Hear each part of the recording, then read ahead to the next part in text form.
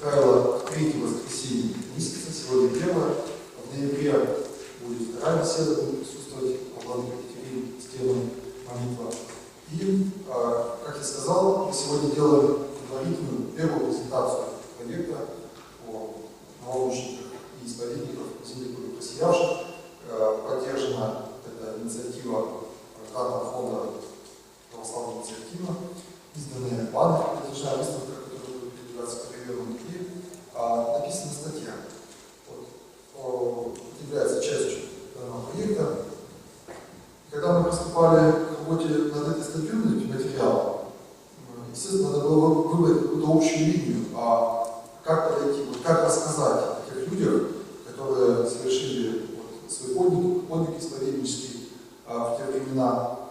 Об их биографиях написано уже очень немало. Покажу книжки, они есть на стенде, они есть в библиотеке. Вот это православный молитвослов Сокавского святого земли, издание 2008 года, может быть, многих из вас есть в библиотеке такая книга. Здесь краткие жития наших новоучеников представлены. Вот книжка Натальи Прокофьевой «Жизнеописание новоучеников земли просиявших», часть 1 и 2. Здесь присутствуют не только люди, прославленные святых, но и те, кого почитают за правильную, за другую жизнь, но которые официально таких святых не прославлены. Кстати, батюшка Наталья написал еще множество статей про новоучеников, они присутствуют на сайте православия.ру.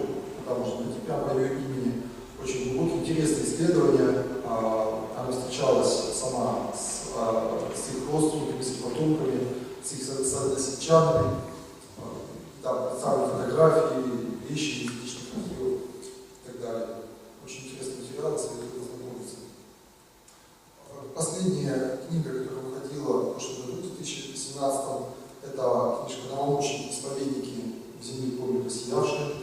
Здесь их жития дополнены некоторыми новыми фактами, в том числе, кстати, и исследования Натальи Прокофьевой.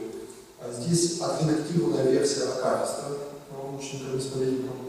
Потому что вот в синем молитвословии версия старая, и в ней есть некоторые неточности. Здесь уже редактированная версия, уже без неточностей и ошибок. Фотографии, архивные документы также в этой книжке представлены. У кого будет возможность, можно с ней познакомиться. Покажу еще книгу «Каких рождает вера наша». Здесь рассказано о некоторых новоучениках российских, в том числе о владыке Германе Ряшинце, который возглавляет наш собор исповедников земли просиявших. Довольно подробная биография, выдержки из писем, выдержки из его богословских трудов, «Каких рождает вера наша». И книга, которая выходила в издательстве «Эском», «Вера», «Наследие Стефана Пермского. Духовная история и святыни Михаила», книга 2016 года. Ее можно найти, приобрести в доме печати по улице Карла Маркса. Прямо в самом издательстве эта книга есть. Здесь о новоучениках говорится сравнительно немного, только о некоторых из них можно найти сведения, но она в целом погружает в атмосферу тех лет. То есть чем тогда жили люди православные на кровной земле, во что верили, как искали своих Бога, в том числе и те, у которых этот путь, конечно, не был столь славным, как у наших прославленных святых. Итак, мы остановились на мысли о том, как же выстроить исследования, как выстроить разговор о них. Биографии достаточно подробно изучены, изложены, они присутствуют в этих книгах, они опубликованы. И заново расширить подробности жизненного пути нам показалось уже излишним. Конечно, это самое главное, высветить личность, показать человека, показать его внутренний мир. Но мы попробовали подойти с точки зрения уроков для нас. Вот, если бы мы с позиции нашей сегодняшней жизни, с позиции сегодняшней нравственности, сегодняшних традиций, но посмотрели бы на них, вот, что мы могли бы взять для себя. И оказывается, они для нас являются таким своеобразным уроком. Поэтому одна из версий этого выступления, она звучала так: новоученики, исповедники крови края, на уроке новоучеников исповедников крови края задание на 30 тысячелетий. То есть они дают нам своеобразное духовное задание всем нам для нашей жизни. И вот это задание мы попробуем сегодня осветить. Я уже сказал, что 29 октября, то есть в понедельник, будет в 15 часов презентация передвижной выставки. Пожалуйста, кому будет возможность приходить вам эти домашние задания. И прежде чем мы перейдем к житию самих новомучеников, я хотел бы подчеркнуть смысл канонизации. Канонизация – это не действие по отношению к Богу. То есть мы не можем Бога заставить поставить в Царство Небесное тех или иных людей. Канонизация направлена не на самого Господа, она направлена для нас. Мы для себя выбираем тех, кто является для нас образцом, примером христианской жизни в том или ином поле. Вы знаете, что есть разные учения святых, апостолы, святители, апостолы, мученики разных степеней, преподобные, блаженные, праведные. И вот, когда церковь кого-то канонизирует, она говорит, что вот этот человек достиг Царства Небесного. Она свидетельствует об этом. Она свидетельствует на основе чудес, которые к нему достигают. Она свидетельствует иногда на основе нетления мощей, которые имеют место. Хотя это не обязательно. Она свидетельствует на основе народного почитания, которое уже к этому моменту сложилось, как, например, с Ксенией Блаженной. Вот, они канонизируются спустя несколько веков после своей кончины, но народное почитание, оно подвигло к тому, что ее прославили. Само слово «канон» означает «правило». Канон, даже если точнее, это такой древний столярный инструмент, прямая доска, по которой управляли остальные изделия. Правило. Если на русский язык дословно перевести, правило. То есть канонизировать 17 человек, это не значит, что остальные люди, которые пострадали за веру Христову, они не являются членами Небесного Царства. Они, конечно, являются. Может быть, у нас документов просто нет, может, у нас нет свидетельств. Вот мы не можем назвать, а, конечно, Господь еще прославляет сам. Всего в Коми крае пострадало за веру около 1000 человек. Именно за христианскую веру. Об этом говорит словник фонда покаяния, который сейчас находится в разработке. Из них, по представлению Сыктывкарской епархии, прославлено 17 человек. По представлению. То есть разные епархии направляли свои ходатайства по прославлению тех или иных святых. Вот. И мы сегодня говорим именно о тех людях, которые прославлены по представлению Сыктывкарской епархии. Есть святые, которые скончались на территории Крови Земли, они прославлены в лике святых, но они прославлены по представлению других епархий. Но мы о них сегодня говорим, еще, конечно, число больше, чем 17, например, вот митрополит Анатолий Ильич. И другие люди. Некоторые отбывали ссылку, то есть они прославлены как исповедники, они были в Помихае, они покинули его, уже представились по Господу на другой территории. Мы тоже сегодня не говорим, мы говорим о славном представлении епархии. Вспомним кратко, еще прежде чем перейти уже, собственно, к отдельным лицам, вспомним кратко историю гонений на православие в России. 1917 год оканчивается императорская власть.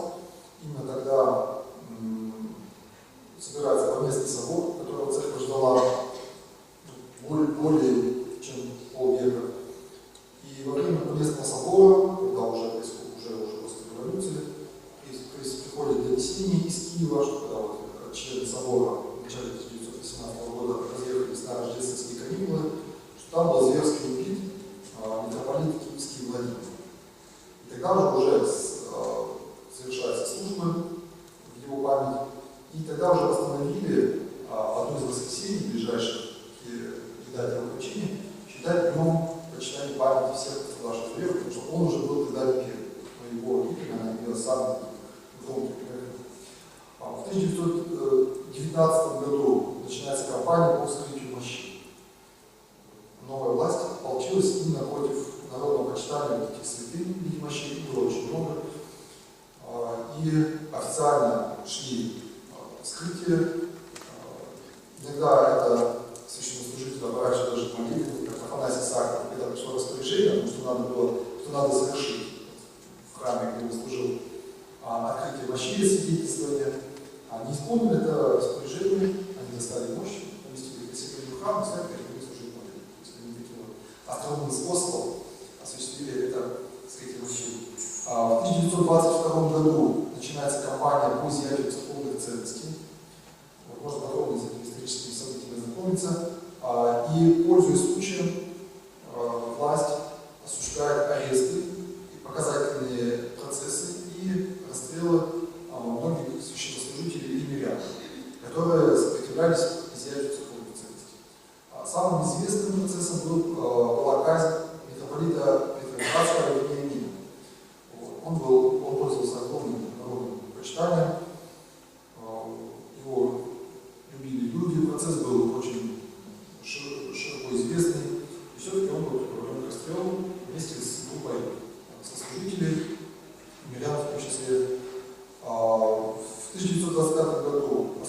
чина патриарха Тихона, и начинается очень сложный период истории церкви, период споры о верховенстве, то есть, а кто должен быть местопустителем патриаршего престола, кто должен возглавлять церковь. Главным первым претендентом был митрополит Петр Полянский. Его практически сразу, несколько месяцев всего был на свободе, он сразу попадает в заточение. Так из тюрьмы он не выходит, так он и был там в тюрьме казнен. Фактически управление церковью принимает на себя патриарх, тогда еще не патриарх, а митрополит Сергий Староградский. И на фоне этих дискуссий о высшей власти возникает движение обновленчества. То есть это движение в церкви, которое двигалось именно людьми верующими, но они выступали за модернизацию. За модернизацию богослужения, за модернизацию канонического права, за упрощение богослужения, за отмену некоторых строгих канонических норм. И на фоне сопротивления обновленчеству опять идут аресты, опять идут ссылки, это конец 20-х годов, 1930-е годы. И пик гонений приходится на 1937 год. На слайде сейчас у нас присутствует эта картинка. У историков этот период получил название «Большой террор». Выглядел он таким образом. Из Москвы в регионы поступали распоряжения о том, что нужно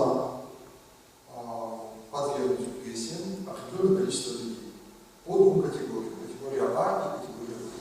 Одна из категорий – это смертная казнь, то есть расстрел, а вторая категория – это ссылка в лагерь. Это был, по сути дела, план, который надо было выполнять. План выполняли за счет тех, кто был наиболее удобен, то есть кто подходил под эту статью. Основной статьей была статья 58, это контрреволюционная, то есть антисоветская деятельность. Естественно, под эту статью с легкостью подходили многие священнослужители, наиболее активные, наиболее рьяно, которые так или иначе были не согласны с политикой власти. Иногда с мест из регионов в Москву шли ответные докладные записки с сообщением о том, что план выполнен, и с просьбой дать дополнительные цифры. Дополнительные цифры давались. Ну и в ответственный репортаж, потому что и дополнительный план тоже был. В Смоленском музее истории репрессий можно эти документы, и не только в музее, как и на многих других, можно эти документы увидеть собственными глазами.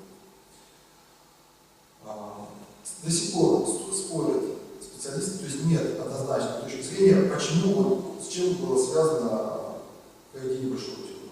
То ли это была чистка рядов, то ли это была борьба за власть, то ли это было просто какие-то проявления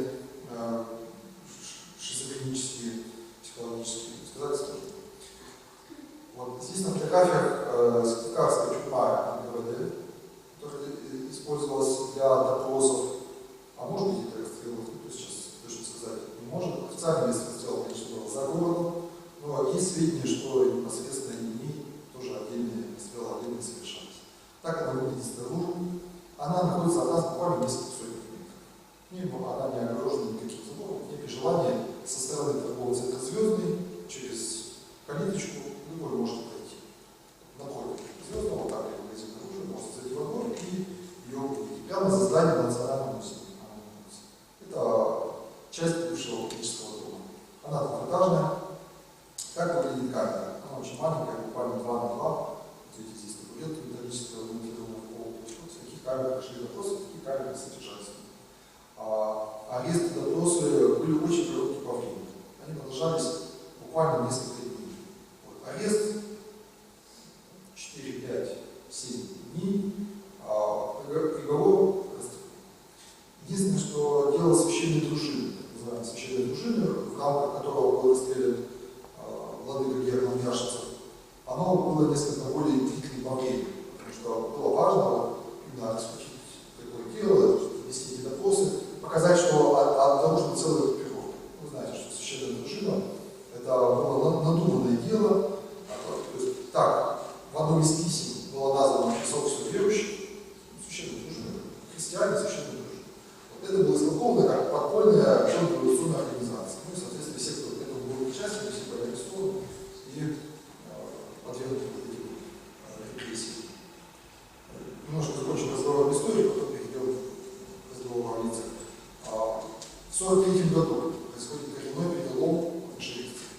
Если накануне войны оставалось в стране всего лишь 4 архиереи, несколько сот храмов на страну, а в Коми республике в тот момент не оставалось ни одного действующего храма, в целом в России не оставалось ни одного действующего монастыря в тот момент, то 4 сентября 1943 года в Кремле происходит встреча между Иосифом Сталиным, его помощниками и руководителями церкви.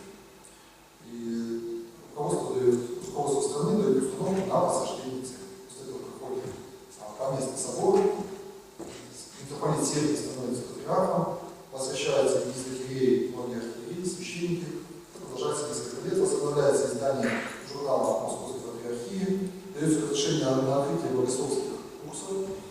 В 1947-1948 годах, правда, снова активизировалась немножко антирелигиозная пропаганда, были вновь аресты священнослужителей, сокращалось количество храмов. После смерти Сталина, после очень короткой оттепели, начинается уже знаменитый хрущевский гонение. Там, конечно, арестов и расстрелов было не так много, но очень сильно сокращалось это количество храмов. И антирелигиозная пропаганда была поставлена очень широкую ногу. Во времена застоя, то есть после отстранения власти Никиты Сергеевича Хрущева, не было наступления на церковь, но она находилась в очень жесткой регламентации. Была регистрация священнослужителей, была регистрация треб, то есть фактически решать можно было только по расписанию. И издательская деятельность была крайне стеснена. Церковная жизнь была строго крайне. И то даже приходилось оглядываться о том, о чем говорить в проповеди, о чем в проповеди не говорить. Итак, что же мы можем вынести для себя из жизни тех людей, для которых вера в вечную жизнь была семейным смертью? Вы знаете, что сейчас обсуждается, как и всегда, конечно, стратегия развития страны, региона, города. И вот несколько дней произошло очень знаковое событие. Закончилось общественное обсуждение стратегии развития Республики Коми до 2035 года. То есть на 17 лет вперед. Это очень важный документ. По сути дела, это высший документ, высший программный стратегический документ Республики Коми, который задает цели, смыслы, идеалы, вот, к чему мы двигаемся, то есть за что мы боремся в целом в Республике. Не только правительство, вообще, вот все мы ради чего мы живем. И я как раз предлагаю с позиции наших социально-экономических приоритетов посмотреть на жизнь наших научников. Первый блок, первый раздел, который я хотел бы говорить, это образование просвещения. Образование просвещения. Потому что именно образование просвещения, оно и задает вектор, да, ценности через школу, через детские сады. И первым здесь как раз хотел бы упомянуть иерарха православной церкви, святителя Германа Яшица. Он был человеком очень образованным, высокообразованным. Он был кандидатом в богословие. Он был не просто хорошим, а, говорят, выдающимся проповедником. Правда, самих проповедей не сохранилось, но в отзывах его характеризуют как человека с очень большим даром слова, с очень большим даром убеждений. Сохранилось его переписка. Вот его письма, если вам доводилось их читать, они, конечно, да, образец очень изящного владения словом. Необыкновенно красивый слов дышит из его строк. В одном из своих выступлений, еще, конечно, до ареста, он рассуждает о пьянстве в деревне. Актуальная проблема. Кто бы спорил, да, или кто до сегодняшнего дня.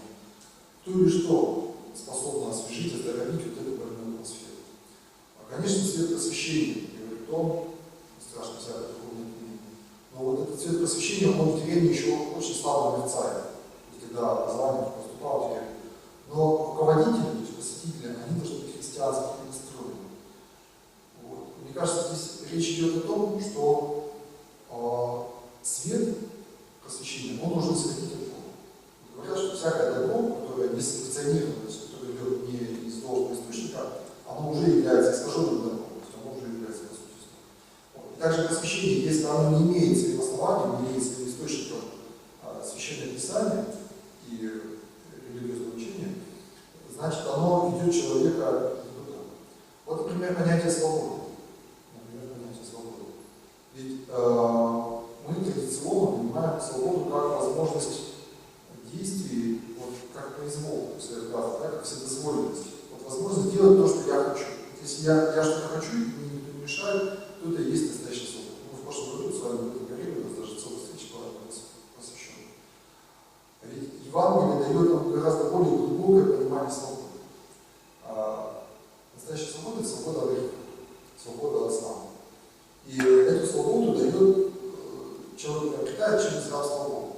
Человек подчиняет себя добровольно рабство Богу через внешние такие вещи, как совершение молитвы, соблюдение поста, участие в богослужениях, подчинение себя строгим заповедям нравственной жизни, то он обретает свободу от греха в своем сердце.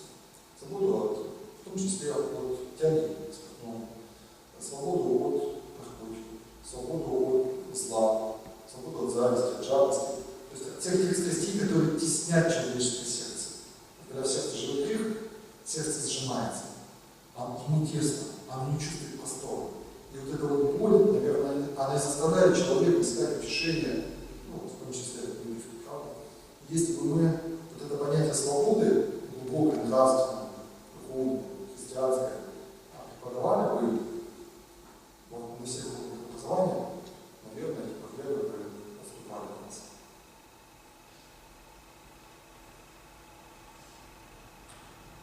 Иерей Иоанн Попов служил все важно, ученый. Кстати, вы можете отметить, что кроме одного, все научники пострадали в 1937 году. То есть это было как раз период выполнения плана. И все они пострадали в августе, в сентябре. Август-сентябрь, эти 2 месяца, на них приходится даты памяти. В этом году, кстати, исполнилось 100 лет со дня кончины от первого из пострадавших в Михаиле, это священник Дмитрия Спасского. И Иоанн Попов был учителем электронародных чтений, как и многие священники. Был даже награжден серебряной медалью. Может быть, он не единственный, но вот в жизни каждого из них мы пытались найти что-то, что позволило бы говорить о нашем сегодняшнем актуальном проблеме. Вот свет истины, который является новым посвящением, который посвящает всякому человеку, приходящему в мир, это Христос. Вот. Душе человеческой надо показать этот свет. Конечно, человек может отвернуться, каждый человек может добровольно отвернуться от него, но если его не показать, то человек пребывает в духовной тьме. И отсюда происходит разрушение жизни, фактически. Вы знаете, вот несколько недель назад мне доводилось побывать в квартире человека, который открыто называет себя атеистом, воинствующим, даже словно можно сказать. И вот, да, вот видны наглядные плоды. То есть к чему это приводит? Приходят дети есть, но из поколения в поколение уже идет эта цепочка решения мыслей. Неухоженность, неубранность в квартире. И нежелание разговаривать в добром духе. Невозможность даже выслушать, даже услышать человека. Знаете, так это было сложно. И я понял, насколько безбожие, особенно если оно идет из поколения в поколение, насколько оно отдаляет, насколько оно разделяет людей. Чувствуешь, там такой вот духовный голос. Вот при тому человеку ты говоришь с ним на одном языке, вроде бы на русском, а понимания совершенно не можешь. Апеллируешь даже общечеловеческим нравственным ценностям, не находится вот отвержение полное. Да, вот это вот плоды. Это плоды, это человек теряет свет истины. Вроде бы внешне все благополучно. Да? Работа есть, прогресс идет. Света нет, и душа уже темная. Я приводил вам пример еще одного человека, который, имея все возможности для труда, для заботы о семье, для развития, он тоже не может справиться с этим недугом в зависимости от алкоголя. И когда я его спросил о том, почему, вот что является главной причиной того, что он выпивает, он прям сразу почти неразумно ответил: это безделье. Безделье, то есть не знает душа. Вот она не знает, к чему стремиться. Вот что ей делать? Сыт, обеспечен, благополучен. И вот это вот то ли лень, то ли дух, вот она прям заползает в душу, она разрушает. Когда же у человека есть задача в жизни, вот это вот дело, а дело, самое главное дело, это, конечно, это спасение души. А через него уже потом делаются все остальные дела, то происходит ситуация такая. Я вам тоже, кажется, про нее рассказывал. Вот, когда мне довелось посетить одну квартиру на окраине нашего города, местечко Тырнос, очень небогато живущая семья, очень небогато. Там, где мама растит 4 детей, помогает, еще и воспитывает дочь своей неблагополучной сестры, помогает еще другим людям, сама работает. И вы знаете, несмотря на эту бедность, вот в этом доме живут. Особенно, что меня впечатлило, это был конец июля, там клубника была, которая еще тогда не поспела вообще в целом. Я знаю, она только поспевала, но мне благодаря вот трудолюбию такая свежая, крупная, такая красная, свежая клубника. А дача находится вообще в городе города, и находится, вот, несмотря на то, что мы дети, и на то, что заработок небольшой, они ездят через весь город, сдвинутся в красный затор, для того, чтобы выращивать клубнику. Это вот плоды веры. Это плоды веры. Потому что вера присутствует в этом доме. И я приехал в обнимку с картиной, которую подарила дочь вот этой женщины. И, знаете, глубоко задумавшись о том, какие чудеса можно совершать, как нам преодолевать даже самые тяжелые обстоятельства. Иерейский Иван Ермолин, если говорить о следующем блоке, следующее это чистота и красота, он служил в армии. И, конечно, мы знаем с вами, что в армии матерщинницы. Там порядок, но там ругаются. Без этого вроде бы как уже невозможно. Вот не зря Митрофан Баданин, епископ Североморский, сейчас такую широкую борьбу развернул против мата. Он пытается доказать, что мат на самом деле не является обязательной частью воинского духа. А для священника дар слова – это особый дар. Вот, потому что он словом совершает все. Он словом произносит проповедь. Он словом совершает таинство. Любое таинство совершается словом. Да? Хоть прощение грехов, хоть вода освящается для таинства крещения, хоть хлеб и вино в таинстве Евхаристии становится телом Бога Христова. Все это словами, осуществляется словами. И какой чистоты язык должен быть священник. Да? И как болело, наверное, его сердце, когда он слышал, что вот на улице матерщина, она, конечно, стала возрастать, когда люди отвергли традиционную веру отцов. И мы сегодня видим, на улице то же самое. 65% по опросам населения, как говорится, 65%. Что это означает? Это означает как раз забвение того, что слово это так нужно. Бог дал людям слово. Для чего? Чтобы люди, конечно, общались в первую очередь друг с другом, сами с собой. Да? Возлюби ближнего, как самого себя. Не лги, знаменитая заповедь Ветхого Завета. То есть не обманывай, не гневайся, не осуждай, не раздражайся, не кричи. И слово дано человеку, чтобы общаться с Богом. Вот удивительно, Бог, он совершенно другой природы относительно нас, но мы созданы по его образу, мы с ним можем разговаривать. Вот деревья, они такие же сильные, какими мы точно не можем разговаривать. Хотя говорят, что они тоже растения тоже понимают человеческое слово. Мы с Богом можем разговаривать с нами. И опять мы возвращаемся к посвящению. Как преодолеть вот эту матерщину? Как преодолеть вот то пустословие, которое сегодня царит в некоторых языках? Как преодолеть вот это смехотворство, которое тоже заполонило, да, вот всякие передачи, там, где идет постоянно хохот. Ведь это неестественно. Мы в Евангелии нигде не видим такого смеха, не видим, что Спаситель смеялся. Причем насмешки сейчас, вот обратите внимание, в сфере евангелистической идут на цветы. Очень популярны насмешки, ну, конечно, над вопросами пола. 70% юмора обращается вокруг взаимоотношений полов. Насмешки в отношении церкви. Насмешки в отношении пожилого возраста. Это тоже не случайно. Помните, даже двое был такой новый русский папа. Две женщины, то есть двое мужчин, одетые как пожилые женщины, вот они кривляются на сцене и совершают народ.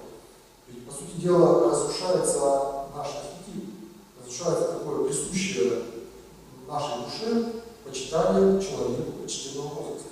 Уважение человеку почтенного возраста. Разве не так? Ну, если бабушка смешает народ, ну как же ее можно почитать? Ну, это значит, что он. Как это преодолеть? Вот, наверное, без веры опять преодолеть это невозможно, потому что эти слова это действительно да, Божие. От слов своих оправдаешься, от слов своих осудишься. Да? За каждое праздное слово, праздное, то есть представьте, за каждое указанное слово даст человек ответ в день суда. Вот ты приходишь в суд, в судилище, если кто-то бывал в суде, представляет, как это неприятно, как это волнительно. И ты начинаешь за каждое указанное слово, их за жизнь сколько произносит? Миллион. Давай отдельный ответ. Почему ты это произносишь? Почему это истязательство происходит, да, такое своеобразное. Если человек осознает, то действительно становится, как вот некоторые святые были столбиками молчания. Берет на себя подвиг молчания, чтобы обуздать свой язык, потому что иначе невозможно. Или еще был такой подвиг, некоторые святые учили наизусть Священное Писание и говорили только словами Священного Писания. Представьте на любую ситуацию, у Достоевского это описано, да, по-моему, Катя Кармазов, там, где старец произносит только слова Писания. Чтобы не слышишь, чтобы от себя ничего духовного не сказать, чтобы говорить только слово Божие. И продолжая разговор по красоте, хочется вспомнить псаломщика Михаила Егорского. Вот читаешь жизнеписание, думаешь, вот на что обратить внимание, чем отличался этот человек? Глядя на его фотографию, согласитесь, да, какое-то вот сияние не видно. Вот там свет, и из его улыбки такие вот добрые глаза. Вот. И действительно, его жизнь говорит, потому что он был романтиком, он любил красоту. Он приносил цветы из леса, вот, когда возвращался. Разве это не задание для нас сегодня? Вот, вроде бы мы живем в столице, да, в городе, обладающий значительными финансовыми ресурсами. А подчас вот наша внешняя канва нашей жизни, она во что она превращается? Если мы не ценим окружающую природу, да? Вот, объемки, покупки, грязь, да даже наши собственные дома. Вот. Мы внутри наводим порядок, потому что нам не хочется там находиться, а вот внешне, чтобы они тоже были красивы, чтобы мы находились, чтобы мы пребывали в красоте. Ведь к этому должно быть стремление. И духовный рост человека, стремление к Богу, оно приводит к такому состоянию, когда человек волей-неволей хочет во всем вести порядок, во всем. Ну, сначала, естественно, в своей душе, потом он и снаружи начинает сиять, даже вот сам его облик, он может быть очень бедно, одет, вот. Но сам его облик выдает такую вот скромность и несколько красоту. Потом семья его начинает сиять, дети, внуки, окружающие, дом, вообще место, где он живет. И так вот все постепенно преображается. То есть остается по сути тем же, но становится красивым. Мне кажется, это как раз задание, которое мы могли бы воспринять. Да? Уходить от монотонности, от единообразия, даже постройки нашей, в архитектуре, например, в естественной красоте, оно, безусловно, питается божественным началом. Обратите внимание, высочайшие произведения культуры, вообще искусства, архитектуры, они вдохновлены на творчество.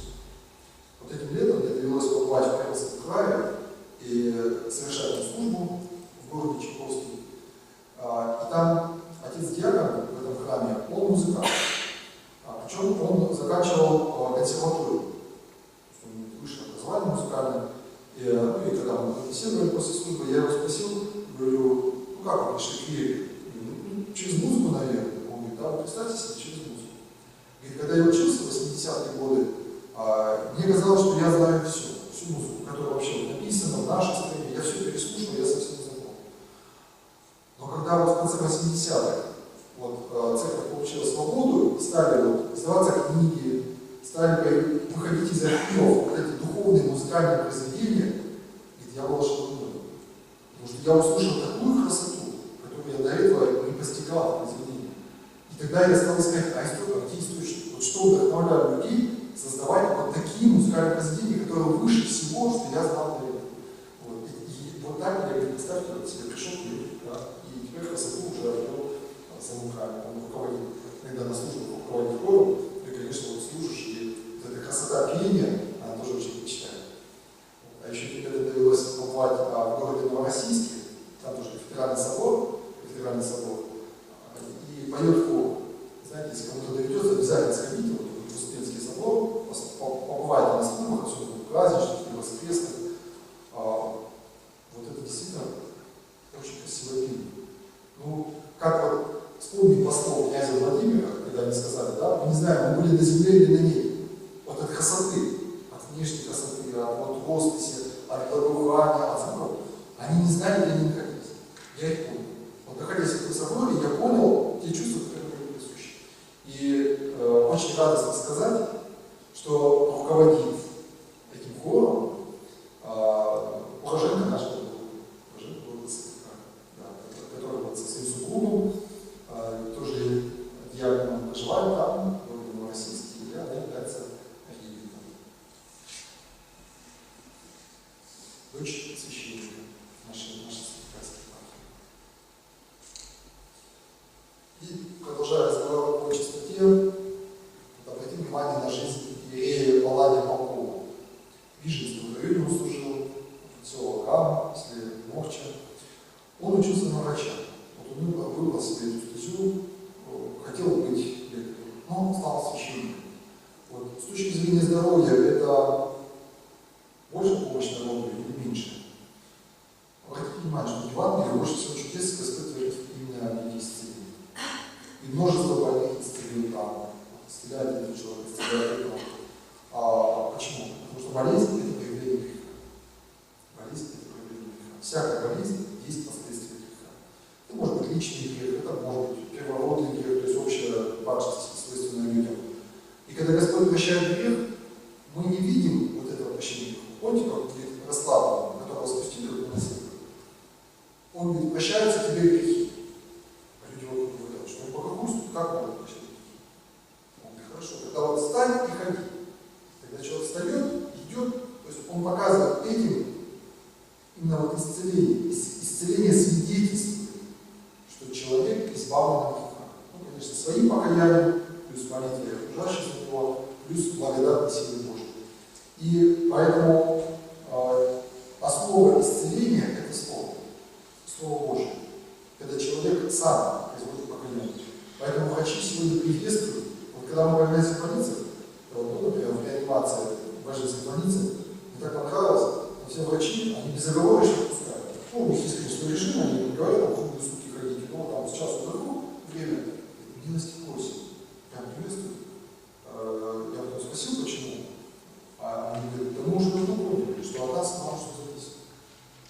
Иногда человек идет на поправку, ну там все лекарства есть, народу все сделано, идет на поправку, но никому не нужен, никто за него не молится, и он за день до выписки неожиданно умирает. Они привозят человека, весь переломанный, никаких шансов на жизнь, весь истерзанный, но вот кто-то за него молится.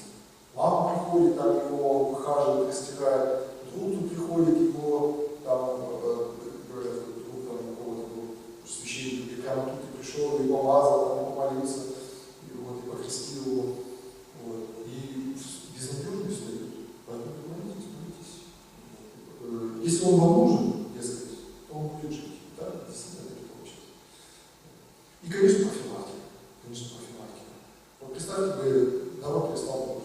30% все населения. У нас половину онкологических диспансеров можно было бы снова закрывать. Да? То, что нам касается переедания, прерывания беременности, обиды. Вот не знаешь, от обиды люди болеют. А ведь обида – это последствия гордости. Когда человек смиряется, обретается смирение, у него не обидится, как он уже никого не обижается. А не обижаешься, тогда ты чувствуешь сам, что уши собирается, тело собирается. Вот. И встречаешь когда людей вот благообразных, человек уже в возрасте, в солидном, почтенном. На него приятно смотреть, вот, ну, в общем, на глаза, на лицо, потому что внутреннее духовное состояние, оно отражается на внешности. Долгой жизнью наслаждается человек, чти отца и мать, долго пишешь, вот это вот разговор о здоровье. Следующее направление – это разговор о власти. Мы тоже с вами в прошлом году имели беседу о власти небесной, о власти земной, о власти, о верности. Отец Дмитрий Спасский служил в селе Устне. Он был предан смерти 19 сентября 1918 года. Это единственный, который был казнен в мир в 1937 году. Он был казнен, конечно, без всякого суда и следствия. Если на остальных были хоть какое-то подобие законности, да, они сейчас все, конечно, реабилитированы, эти дела отменены, приговоры отменены, то Дмитрия Спасского казнили без всякого суда и следствия. Вот. Когда он служил в селе Устне, туда принял вот этот пароход, когда он назывался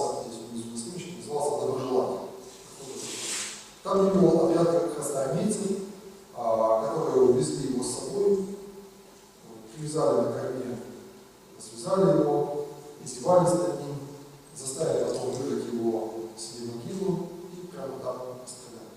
Потом уже его родные откопали, нашли его по кисти руки, которая торчала из могилы.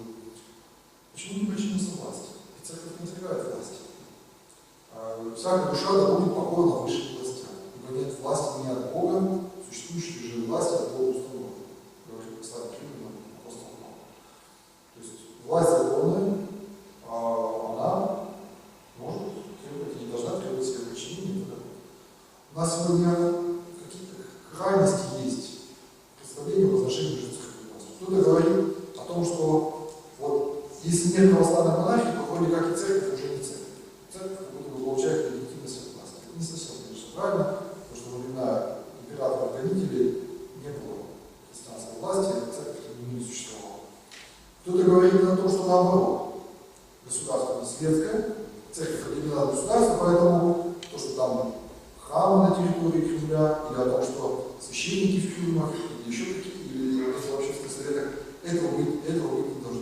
И это тоже неправильно, потому что государство, власть должна заботиться в интересах народа. Если в интересах народа, чтобы священник присутствовал в тюрьме, в школе, в больнице, значит, надо дать для этого возможность.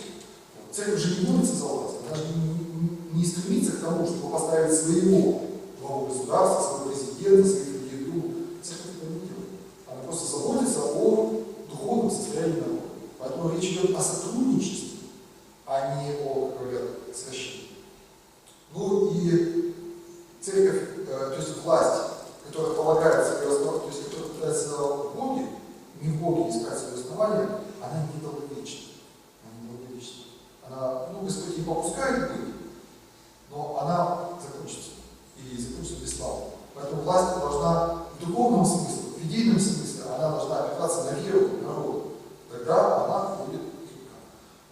Та же власть, которая пришла в Уснин, на проходе доброжелателей, это была власть бандитская.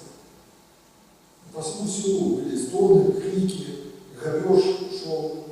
Они вырывались в дома. То есть власть, она что должна делать? Она должна наоборот бороться с преступностью, правда? Обеспечивать безопасность, обеспечивать порядок. А если власть, называющаяся власть, занимается этим движом, то как же должен? Отец Дмитрий прямо сказал, что это не власть, это бандиты. Бандиты его казнили. Тем самым подтвердили, что они действительно бандиты. Кстати, сами потом были преданы суду. Руководитель отряда Мандельбаум был предан трибуналу. Продолжая разговор о власти, обратим внимание на жизнь отца Всеволода Почуринского из села Симакова. Одна строчка протокола. Реакционно настроенный тихоновец. Что это говорит? Что это нам говорит об этом человеке, этот священник?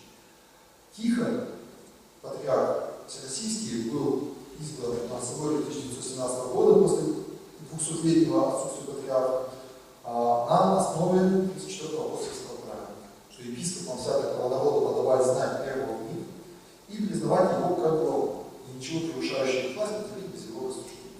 То есть должен быть в каждой области, в каждой стране, в каждой местной церкви первый среди епископов. На основании этого правила они избрали. Он был верен именно патриарху. Многие другие тогда, в том числе священнослужители, они поддались соблазну доверять не патриарху, а вот обновленческой власти в церкви. То есть они как бы потеряли это единство, веру в единство церкви. Отец Всеволод его поэтому он как бы нас научает верности вообще в целом существующей власти и канону. Это я говорю сейчас о ситуации, которая разворачивается внутри. Вы знаете, да, что сегодня в храмах озвучивалось решение Священного Синода о том, что молитвенное общение между нами и Константинопольским патриархатом сейчас не осуществляется. В силу как раз противоканоничных решений, которые приняты Константинопольским патриархатом. Они совершены вразрез с каноном. Те решения, которые были приняты 11 октября, они не имеют под собой законного основания. Поэтому время все равно расставить все на свои места. А верность означает в том числе верность этим правилам. Это не что правило, это вот такая книжка толстенная.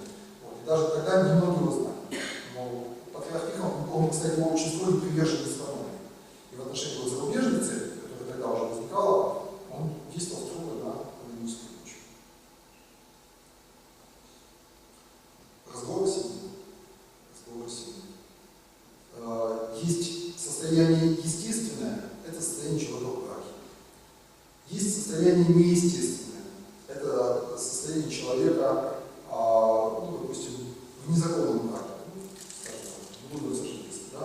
Есть состояние противоестественное, ну, это уже, это, скажем, однополый брак, который сегодня имеет место. А есть состояние сверхъестественное. Это когда человек может быть в браке, но ради близости к Богу он все подвиг воздержания. Может быть монашество, это может быть воздержание даже в церковном браке. Такой подвиг нес знаменитый отец Иоанн Кронштадтский, такой подвиг нес отец Николай Николаевич, который служил в Сухумском районе. Что бы он сказал, если бы посмотрел на наши семейные драмы? Тогда на 1000 браков распадалось 1 брак. Сегодня из 1000 браков распадается порядка 600. Каждый 4-й ребенок воспитывается в неполной семье, мы уже не раз эти цифры с вами изучили, да? Ошеломляет цифры отношения к сожительству и к добрачной связи. По некоторым вопросам, может быть, эти цифры немножко завышенные, но все равно не показывает состояние шуши, да? 70-80%.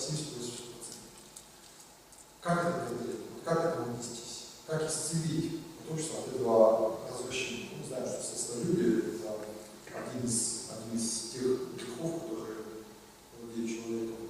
Но, конечно, опять же, на основе веры в Бога. Потому что именно вера в Бога, она дает человеку целомудрие. Почему человек должен хранить себя в чистоте духа? Почему он должен хранить верность в браке? Потому что это помогает ему восходить к Богу. Вот любовь супружеская, как говорит один философ, она единосущна и божественна. Она того же качества, того же плана. И сочетается это с понятием свободы. Да? Потому что настоящая свобода – это не свобода от семьи, это не свобода от своих детей, это не свобода от своих родных и родителей, а это свобода от греха. И вот если к этому понятию свободы придем, мне кажется, могут быть совершенно кардинальные перемены в семейной сфере. Отец Николай был для нас в этом примере. Читая жизнеписание «Житие» Иерея Григория Вольникова, обнаружил такую интересную вещь. Он служил в тот момент в Уссурийске, то есть столице. Ну, как понятно, что был самым богатым, самым удобным для проживания.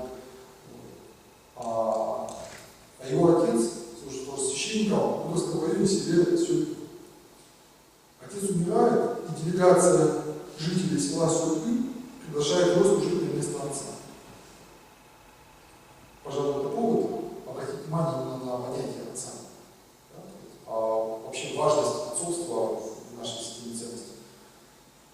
Отец небесный, отец царь-батюшка, отец приходской священник, отец крестный, отец родной, отцы-командиры, уже 6, да, может быть, еще можно добавить. По самым Ефесиным апостол говорит, что преклоняя колени мои пред Отцом Господа нашего Иисуса Христа, от которого именуется всякое отечество на небесах и на земле. Вообще само понятие отцовства, сама власть отцовства, полномочия отцовства, они происходят от Отца. Есть Бог в мыслях, в ценности душе, значит, человек и отцом всеми качествами. Нет Бога, значит, он разрушается. Посмотрите фильм «Сын». По-моему, 2016-2017 года фильм про ювенальную птицу Финляндии. Вот недавно вышел, тоже когда это посмотрели, вот во что превращается общество, в котором утерян диалог. То есть там отец фактически не может принять никакие решения и даже к этому не стремится. Правят вообще в целом в обществе, управляют детьми, женщины, которые берут власть и сами существовать не могут, и отдать ее за не могут. Что происходит с детьми? Детей просто по одному звонку, по одному доносу просто забирают из семьи, решают родители родительских прав в судебном порядке, и родители потом детей не видят, потому что тайно идет усыновление, ребенка дают в другую семью, и все. Это происходит, в реальности происходит. Это не только фильм. Так происходит на самом деле. Да. И как мы можем удержать роль отца? Потому что частенько, да, приходится говорить на разных общественных площадках. Патриотизм. А ведь патриотизм – это отец. Патриотизм – это любовь к отцам, любовь к отечеству. А патриотизм начинается на кладбище, писал один из наших педагогов. Чтишь отца, значит, и родину чтишь. Да? Отец Павел Малиновский служил в Сибирской. У него было 13 детей. Его супруга даже умерла, кажется, при родах, или вскоре после родов. Заповедь Ветхого Завета говорит: плодитесь, размножайтесь, наполняйте землю. Знаменитый эксперимент, о котором много пишут, можно прочитать, в интернете, называется «Вселенная 25». Вот. Что там сделал ученый? Он сделал огромный ящик, посадил туда мышей, создал превосходные условия для жизни, еда без ограничений, питье без ограничений. Вот. Что происходило с мышами? Сначала они начинали с бешеной скоростью размножаться в таких шикарных условиях. Потом рождаемость падала, а потом мышиное сообщество умирало. Они вообще переставали рожать мышей. Примерно то же самое происходит. Когда целью является наслаждение, то человек перестает рожать детей. Потому что дети это нагрузка, дети это труд, дети это жертва.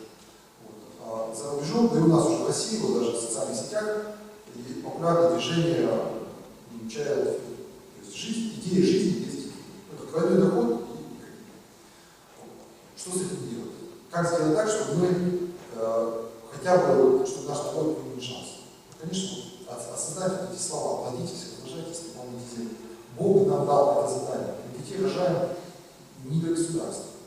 Мы детей рожаем даже не для себя. Мы детей рожаем не для того, чтобы в принципе на старости они не нас это все важно, но это все второстепенно. Мы детей рожаем на Царство Небесное. Это Бог должен рожать детей. И Бог хочет, чтобы детей было много. Он хочет, чтобы детей рождалось больше. Иисус, помните, благословил детей. Да? Он же еще не за детей благословил. Апостолы хотели воспрепятствовать. Господь их отругал и благословил детей. Вот. У нас сегодня рождаемость немножко превысила смертность, снова пошла вниз, потому что вот, мы этого еще не осознаем. Можем, конечно, осознать. Да? Если мы сориентируемся вот на трудовую семью, в целом поставить себе такую задачу, то демографическую ситуацию можно выровнять. Ну и, кстати, вот вопрос, конечно, сохранения жизни. Нам надо сделать так, чтобы у нас сохранялся каждый государство. Вот вообще, в нашей стране и в нашей, чтобы дети не убивались, чтобы это не оплачивалось, чтобы это не предоставлялось в учреждении здравоохранения, чтобы мы понимали, что человек обретает свою ценность, свою личность, свою бессмертную душу в момент зачатия. И тогда проблема абортов решится сама собой. И не будет у нас вот этой статистики, там, 700 тысяч, 3 миллиона на некоторых данных, на некоторых оценках. Вот. И даже средства для хранения исчезнут такие. Сегодня вот, есть движение «За жизнь» общероссийское. Оно идет прямо за то, чтобы на упаковках лекарств стояло утверждение. Если это лекарство может вызывать гормональные таблетки, если может вызывать гибель уже оплодотворенной яйцеклетки, то есть уже нового человечка, значит, об этом надо знать. А сегодня об этом не говорится. То есть даже инструкция об этом практически не написана.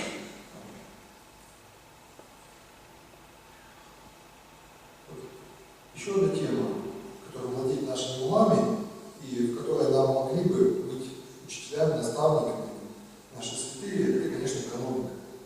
Да? Богатства небесные, богатства земные. Когда монах принимает постриг, он дает 3 обеты. Обет послушания, обет безбрачия и обет нестяжания. Чтобы победить в себе, это сакралюбие. Чтобы собирать сокровища не на земле, а в небе. Любовь, радость, мир, долготерпение.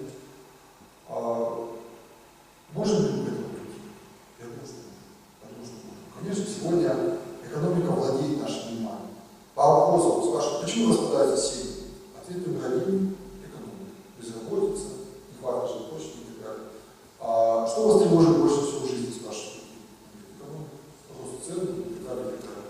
Вот. Что должно правительство делать в первую очередь? Экономику поднимать. Экономика везде на первом месте. И я начинал разговор сегодня о стратегии. Если мы откроем эту стратегию, она есть. Можете зайти на сайт Министерства экономического развития Республики Коми и почитать ее. Там написано, что самое главное для нас это человек. И ценность номер 1 в Республике Коми человек – это прекрасно. Раньше так четко это не было написано, это вот сейчас это появилось. Через 5 строчек написано. А какими показателями мы оцениваем человека? Там не показатели стоят. Второй показатель.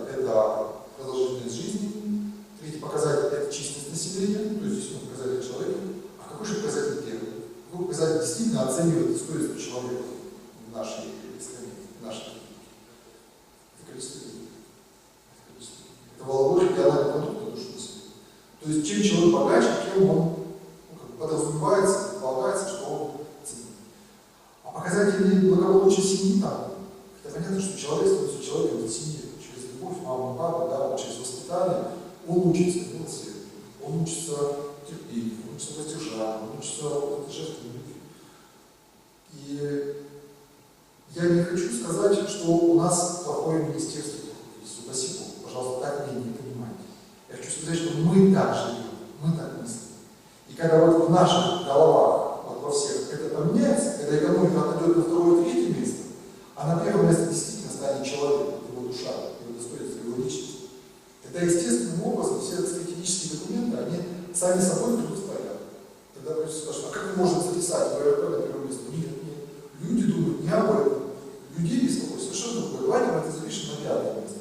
А на первое место мы поставим что-нибудь, то, что действительно отражает благополучие человека. Вот, в некоторых странах есть такой индекс счастья, называется. У нас тоже он тоже есть. Вот. И правительство официально декларирует свою политику, как делать жизнь людей счастливее. Здорово? Ну, пускай каждый понимает, может, по-своему, но согласитесь, это вдохновляюще звучит. Мы, кстати, предлагали такую формулировку. Мы когда писали свои предложения стратегии, мы написали: миссия Республики Коми — делать жизнь людей на Северной Земле счастливее. Ну и запятая, помогая им реализовать свой полный творческий потенциал, защищать свою семью и так далее, и так далее. Вот. Ну, пока еще не включили ее, надо время есть, она еще окончательно стратегия не подписана, может быть, наша беседа сегодня посмотрит из министерства, скажет, сам уже рисует. Давайте вот такие слова поставим в нашей стратегии. А, кстати, вот на графике обратите внимание. Доходы выросли у нас за 17 лет в 2,3 раза, объем кредитов 64 раза. За одну и ту же время. Как вам эта цифра? 64 раза, за одну душу населения. Это вот знаменитая поговорка, да? Чем больше есть, чем больше хочется. И поэтому, а хочется еще больше. В 2 раза стали больше зарабатывать, в 3 раза чаще ездить за рубеж, в 2,5 раза стало больше машин, в 64 раза стало больше кредитов, и по-прежнему проблема номер 1 не хватает. Даже еще больше. Отец Ян Павловский из Нижнего района, он служил, был награжден за дела благотворительности. Милосердие. Господь всегда подчеркивал важность милосердия. Да? Давайте и даст салат. Будьте милосердны, как Отец ваш милосердный есть. Просящего тебя давай, хотящего занять, тебя не отвращайся. Есть такой показатель у экономистов, называется коэффициент фонда. Это разрыв доходов между самыми бедными и самыми богатыми. Считается, если было до 10 раз, то есть самые богатые, допустим, зарабатывают 200 тысяч, а самые бедные 20 тысяч. Ну, считается, вот это нормально. Вот. А если больше 10, то это уже не очень хорошо. У нас 16-17 раз. Уже много лет, почти не снижается. А некоторые эксперты говорят, что на самом деле больше 30. Как эту проблему решить? Ну, конечно, легче всего, опять же, сказать, да, надо год поднимать, надо там, во всем виноваты. Но ведь это тоже мы сами. Это мы сами так относимся. Мы сами так относимся как к друзьям, к тем, кто живет в деревне, у кого низкие доходы. Вот если мы стали ближе друг к другу, вот это единомыслие, сочувствие, осознание себя как члена одного большого тела, если мы определим, то, опять же, естественным образом сблизились бы доходы, зарплаты, дороги. Вполне применимо. И отец Платон Голиков, еще один монах, прославленный великий святых из Ульяновского монастыря, заставляет нас задуматься о проблеме прогресса. Вот прогресс — это хорошо или плохо? Вот мы сейчас можем из кармана достать телефон, позвонить в Австралию за считанные секунды. А люди летают в космос.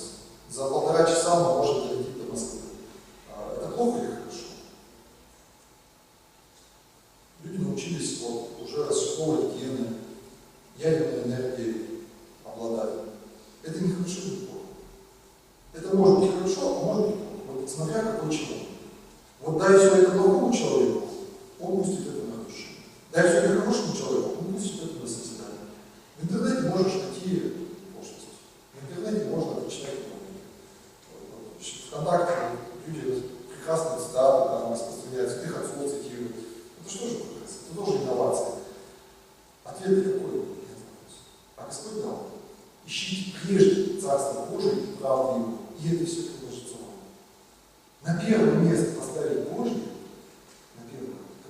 мало. И тогда все вопросы этого развития, науки, техники, они творятся. Есть замечательное произведение, я вам советую, статья Илариона Троицкого, тоже прославленного в лиге научных представителей российских, на Соловках, покончившего свою жизнь. Называется она «Прогресс и преображение». Очень глубоко он пишет о том, как наука должна соотноситься с нравственными ценностями. Он говорит, наука должна служить не прогрессу, а преображению. Она должна показывать путь к правильному себе. Наука должна служить спасению человека в первую очередь. И тогда она не будет изобретать Бога. Тогда она не будет вот этой алчности поддерживать, да, в погоне там, за ценными бумагами. Тогда она не будет загрязнять окружающую среду. Тогда она не будет суррогатное материнство создавать. Вчера звонит мне девушка, которая находится в очень сложном материальном положении. Она секретарь, смотрит двоих детей и говорит, мне предложили работу. Мне предложили быть суррогатной мамой.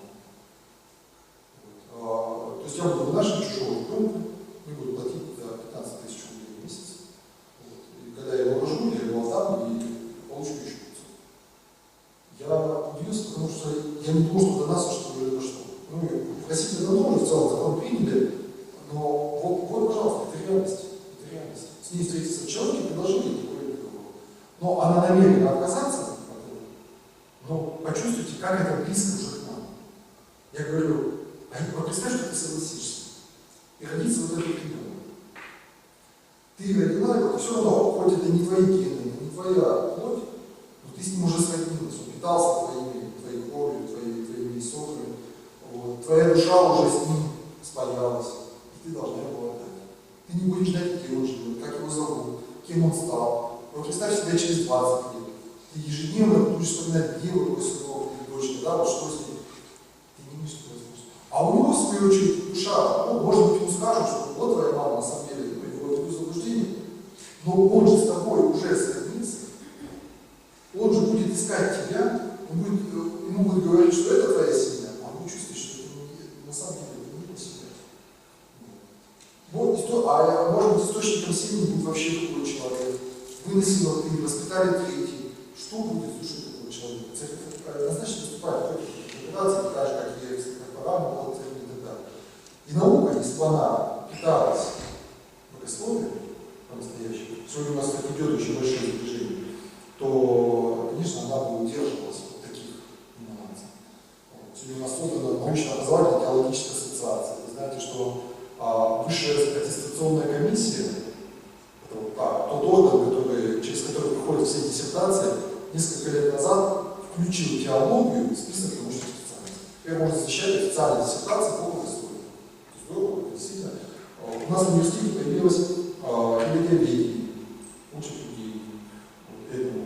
То есть идет сближение науки, образования, вот, с богословием, внимательно слушают, да, митрополиты наши выступают там, на научных конференциях, ученые присутствуют на богословских конференциях. Если этот процесс будет продолжаться, то я думаю, что мы можем очень проблемы собрать. И еще одна тема, у нас уже где-то час прошел, но уже двигается к завершению. Да? Это вопрос тунеядства и вообще вопрос труда. Вот священников традиционно обвиняют в том, что они ничего не делают. Ну, ничего материального такого, то, что можно пощупать, потрогать, не делать ничего. Действительно, священники ничего такого не делают.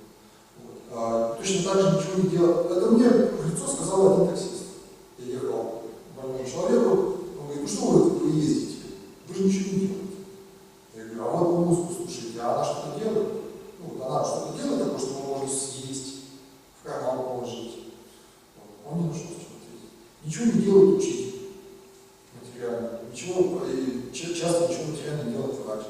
Художники, музыканты с этой точки зрения тоже естественно. Человек, священник душу спасает. Ведь мы не материальные существа, не только материальные.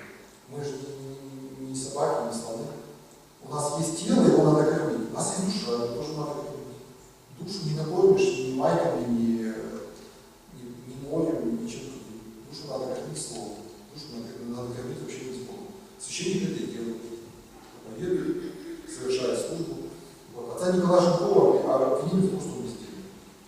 Не выполняет мясопоставки и так далее, и так далее. Вот. высказываются против колхозов, высказываются против принудительного труда. Во что сегодня превратились те колхозы? Принудительно созданные. Вот на фотографии показан пример одного из них. Показывает так. Показывает то, что когда создано, если Господь не созиждет дом, то разве не напрасно трудится тех, кто его строит? Без Божьего благословения, без опоры, опять же, на небо, все земные храмы, постройки, в смысле, все земные начинания, они будут превращаться в такую воду. И последнее, вот, о чем мы с вами скажем, это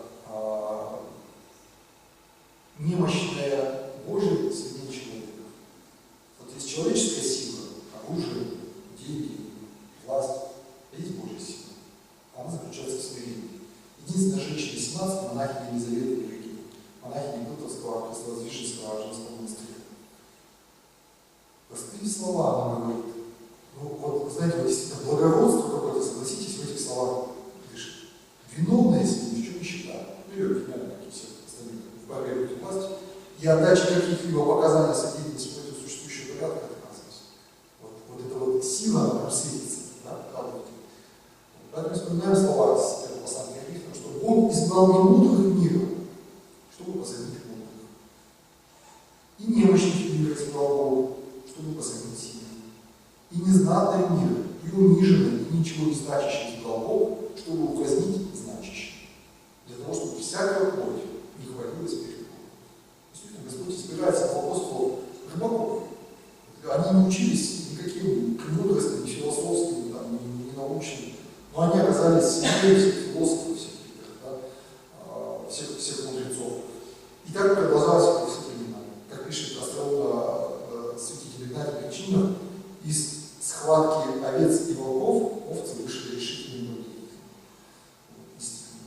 Сколько они уничтожали, что во втором-третьем веках, да, что в 20 веке, что сколько уничтожали церковь, она все равно побеждает. Она побеждает вот этой немощью Божьей, побеждает силу человечества. Почему в 43 году приглашает к себе? Вот, конечно, историки говорят, что Сталин восстановил церковь, потому что уже было понятно, что война двинулась в сторону победы, впереди была Европа, надо было налаживать связи в Европе, для этого нужна была церковь. Ну, это одна версия. Может быть, и это тоже. Может быть, это было один из фактов. Что у него произошло на самом деле в голове, мы не знаем. Но мы знаем факт. Церковь была на грани уничтожения, но она не была уничтожена. Она была восстановлена. Вот. И уже и государство того не было, церковь так жила, потому что предпоследний человек, который сегодня скажет, научник Филиппочин, вот, он жил в селе Вигер, он был старостой храма, мирянин, он был священнослужитель. Вот, а его потомки живут сейчас здесь, в нашем городе. Их довольно много. Недавно они заказывали иконы для своей семьи, там, по-моему, сразу 4 иконы сказали. То есть у него было много детей, и у детей много детей, то есть там целый род. Его расстреляли, а все его потом остались. Вот один из них даже вот у нас неподалеку от Стефановского собора живет. Вот. А один его внук это Николай Плесник, герой Советского Союза, имя которого названа улица в нашем городе. Он отказался отдать храм в руки. То есть он так любил богослужение, так любил храм, что он защищал его. Уже шли вот эти аресты, а он ходил и собирал подписи против закрытия храма. Какое мужество. Понятно, когда священник храм защищает, а священник храма, так сказать, место службы это его главная точка жизни. А для мирянина это значит, действительно полюбил службу.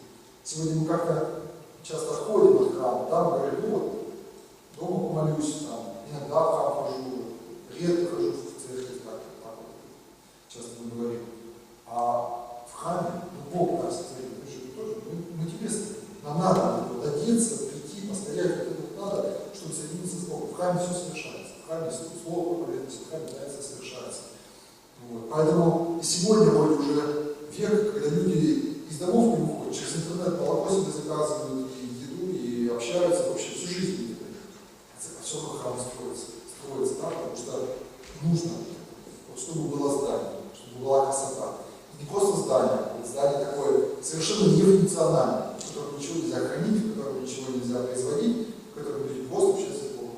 Дорогостоящее, да, потому что Господь так благоволит. чтобы мы жертвовали для Него, чтобы мы служили Ему, в том числе через постройку здания. Когда человек строит храм, он на самом деле строит храм своей души. Там с матушкой Стефанией разговаривали про то, что медленно устанавливается собор Зосимы Саватия в монастыре. Вы знаете, что его установить там порядка миллиарда нужно, по первоначальной смете такой. Они говорят, ой, это храм, что вот медленно устанавливается. Пускай вот больше людей в этом участвует.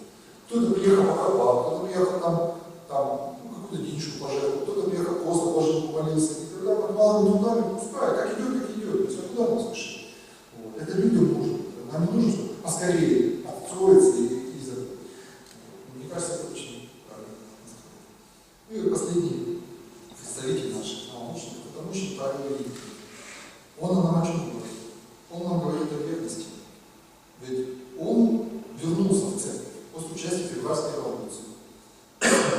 Беседовал лично с Владимиром Ильичем, говорят, встречался, был членом коммунистической партии. Вот почему он вернулся? Он вернулся не в торжествующую церковь, он вернулся в гонимую церковь. Он знал, почему он вернулся, что впереди будут гонения. Вот. Но он пришел к тому, что вчера и сегодня во веки тоже. То есть учением безразличными чувствами не увлекайтесь. Чтобы не появилось, да, на арене, вот, истина Божия, она всегда кажется с ним. Поэтому апостол Павел говорит такие слова замечательные. Вам дано не только веровать во Христа, но и страдать за Него. Когда человек страдает за Христа, это награда, это честь, это возможность. Помните, как 40 мучеников севастийских? Один убежал, а другой что делал, который на берегу стоял? Он рванул туда, в длинную воду, потому что он увидел, что венцы спускаются, стоит в воде 39 человек, а венцов 40.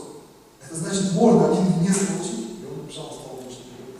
Павел Великий, по сути дела, сделал то же самое.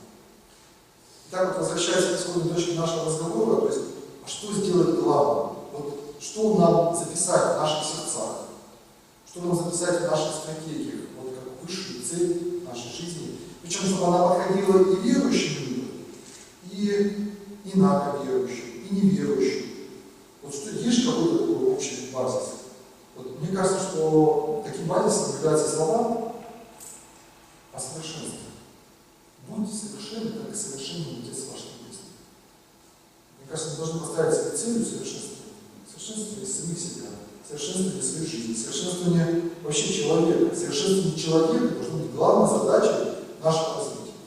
Пускай каждый немножко по-разному понимает. Для нас эталон совершенства. Это, конечно, Спаситель Иисус Христос. Он ведет нас к Отцу Небесному.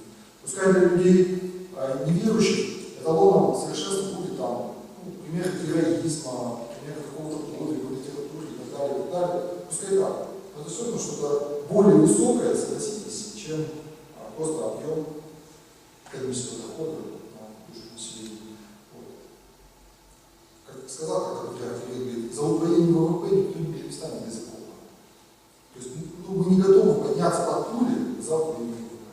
А вот за совершенством человека, вот за эту идею, и по сути дела, это была идея Святой Руси, мы ее просто выражаем сейчас, потому что более современными словами.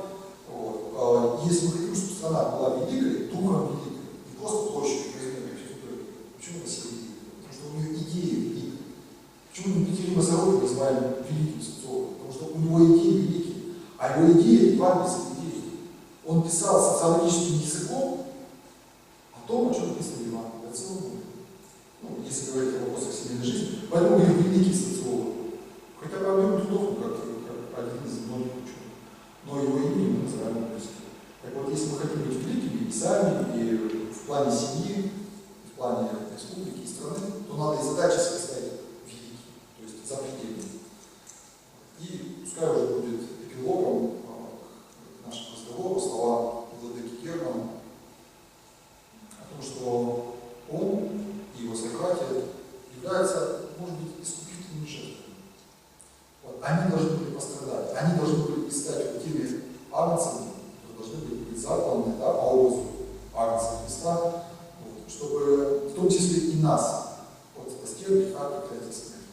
Чтобы мы не погрузились в эту пучину бесконечную земных забот и страстей и похотей, чтобы мы помнили о небесном, а они для нас будут примером, уговором о том, что вот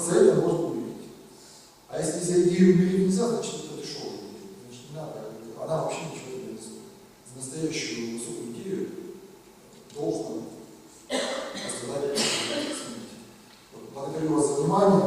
Благодарю библиотеку, которая инициировала, поддержала проект, с которым мы вместе это все делали. Благодарю Дениса Арсутьяна, с которым мы вместе писали свою статью. Благодарю и Российскую академию наук, в системе которой были многие созданы данные, сведения научного плана. Благодарю тех, кто прямо или косвенно участвовал в написании статьи, потому что она много раз рассылалась, поступали замечания, вносились доработки. Вот. Я не буду сейчас перечислять все имен, но я их заочно всех благодарю вас. И у нас есть время пообщаться, высказаться, задать вопросы, пожелания. Так, реплики. Вот, хороший вопрос. Интенсивная профилактика, эффективная интенсивная терапия. Ну, совершенно верно. Да. Вот. Я прокомментирую это с помощью вот этой истории, которая произошла в Керчи. Ну, сейчас, конечно, все они думают и говорят. Если вы читали новости, вы не обратили внимание на то, как воспитывался мальчик, который стал террористом? Родители его воспитались. Откуда вот эта трещина в душе пошла? Он жил, воспитывался вот, мамой, да? Вот он был лишен вот этой семейной любви. Вот это является этой причиной. Поэтому вложение в свою семью, вот, в сферу нравственности, они многократно окупятся исцелением, духовным исцелением. Поскольку отходится общество одних преступников, даже с экономической точки зрения. Мы же не отвергаем экономику, я вам не говорю, что деньги это зло. Но мы говорим о том, что вкладывать в духовное, это даже выгодно. Курильщик за жизнь, за 40 лет тратит на сигареты 1,5 миллиона рублей. 1,5 миллиона это целое жилищное, это решение целой жилищной проблемы. Это квартира в Сыктывкаре. Простенькая, недорогая, но это квартира в Сыктывкаре. Если народ бросит курить, кстати, 30% населения и каждый по 1,5 миллиона. Алкоголь, что меньше занимается, преступность, дети в детских домах. Содержание одного ребенка обходится в детском доме в 30-40 тысяч рублей в месяц. Больше, чем многие взрослые тратят на себя. Это дорого забирать детей, воспитывать в детских домах. Дорого, чтобы возникали вот такие вот семьи разрушенные, из которых потом приходится детей забирать. А забирают потом ребенка в детский дом, потом у него самого придется детей забирать. Вот это вот цепочка такая. Вот. Кстати, вот в этом фильме «Сын» очень хорошо показано, что Финляндия это целый бизнес, это заинтересованность. Там вот эти приюты частные, они деньги получают из бюджета, они так воздушных детей не отдают. Вот. И нам надо избежать, чтобы у нас такая подобная система была, материальной заинтересованности. Да, согласен с этим.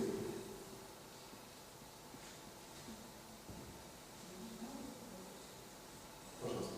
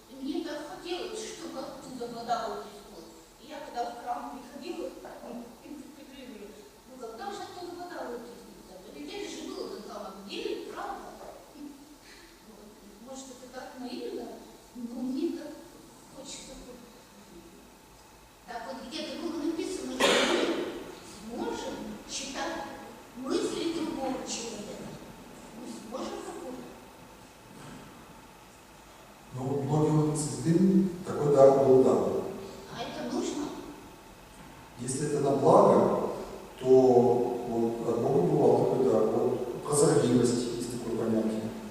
Вот если бы сейчас сразу, да? Вот, нам в нашем духовном состоянии такое не нужно. Это давало, да, святым людям это дается. Некоторые люди имеют от рождения, от природы такой дар. Вот. Иногда употребляют на пользу, иногда употребляют на пользу. Вы меня простите, я бы хотела стихотворение прочитать. Конечно. Правда, меня зовут. Знаете, вы не сюда.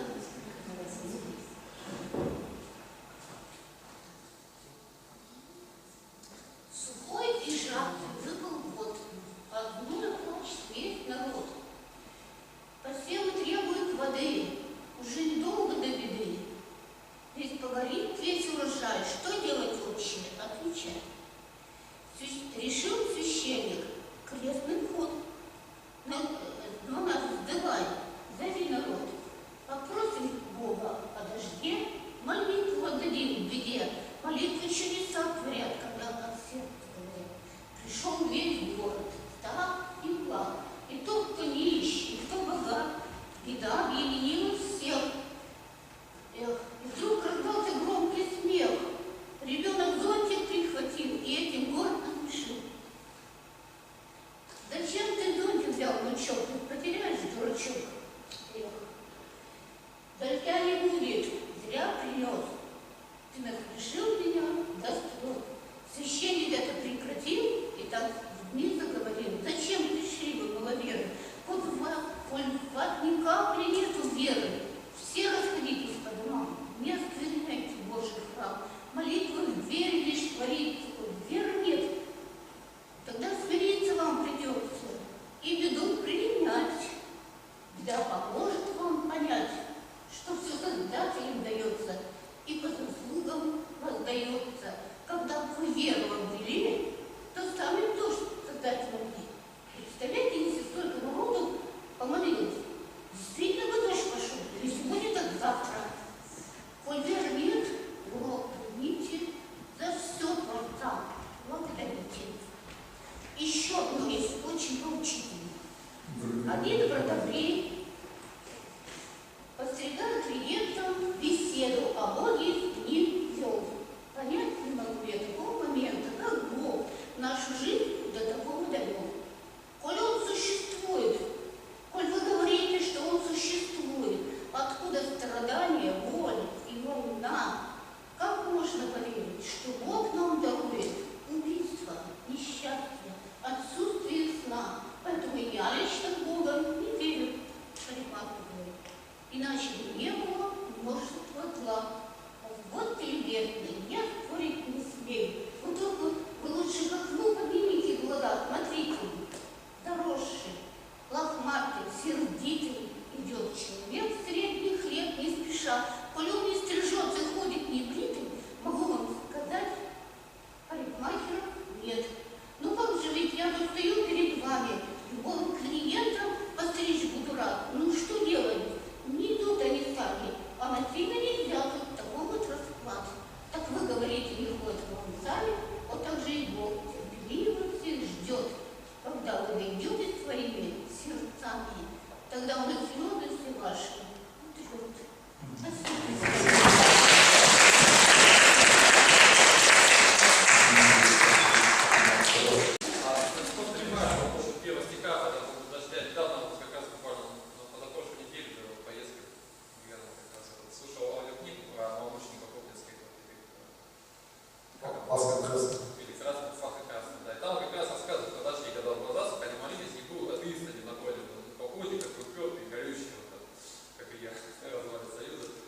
Ты его сейчас никто не пошел. Ну как вообще? Вы не сделал, вы сейчас так сухой. Как это, да? Так, пример. Да, спасибо. Тут еще можно кто-то высказаться.